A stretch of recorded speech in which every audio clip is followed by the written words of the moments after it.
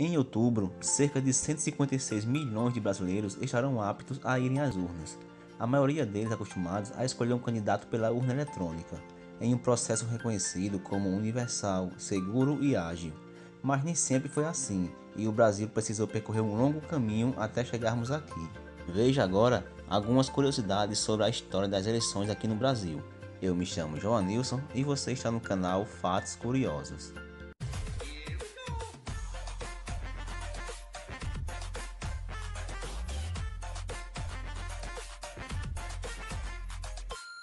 A história do voto no Brasil começou quando ainda éramos colônia de Portugal.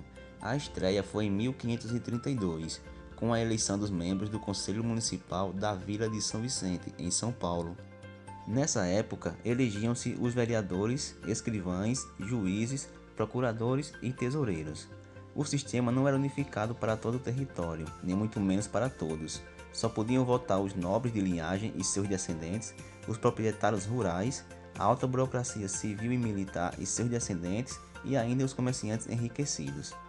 O título de eleitor instituiu-se em 1881, um pouco antes da chegada da República. No título não tinha foto. Com a chegada da República, em 1889, o voto deixou de ser exclusivo para quem tivesse renda, mas continuava proibido votar menores de 21 anos, mulheres, analfabetos, soldados rasos, indígenas e integrantes do clero. Para se ter uma ideia, de 1889 a 1930, não participavam nem 10% da população nas eleições. Em 1932, veio o primeiro Código Eleitoral, que trouxe também o voto secreto. Também em 1932, as mulheres ganharam o direito de votar. Em 1955, as eleições passaram a envolver cédulas e um título eleitoral com foto. Em 1964, seguiu-se um período de 2 décadas de ditadura militar no país, e entre inúmeras restrições de direitos, o voto também foi afetado. O brasileiro somente voltou a eleger diretamente um presidente em 1989. Em 85, finalmente o país conquistou na lei o voto direto para presidente.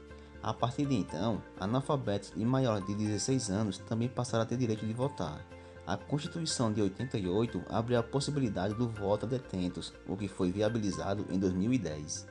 O primeiro presidente do Brasil foi o Marechal Deodoro da Fonseca, em 1889, com o fim do período imperial e a Constituição da República. Deodoro da Fonseca governou o país de 1889 a 1891. O primeiro presidente do Brasil eleito pelo voto popular foi Prudente de Moraes, em 1894. Seu mandato foi de 1894 a 1898. O presidente mais velho a assumir a presidência foi Michel Temer, aos 75 anos, 11 meses e 8 dias, enquanto o mais novo a assumir a presidência foi Fernando Collor, aos 40 anos, 7 meses e 3 dias. O primeiro presidente do Brasil a sofrer o impeachment foi Carlos Luiz, em 1955. Ele tinha assumido a presidência após o então presidente Café Filho se ausentar por questões de saúde. Quando Café Filho tentou reassumir a presidência, também foi impedido. O presidente que por mais tempo governou o Brasil foi Getúlio Vargas, que primeiro ficou 14 anos, 11 meses e 26 dias e depois por mais 3 anos, 6 meses e 23 dias, totalizando 18 anos, 6 meses e 19 dias. Isso foi possível porque seu primeiro período na presidência foi marcado por um regime ditatorial, a chamada Era Vargas.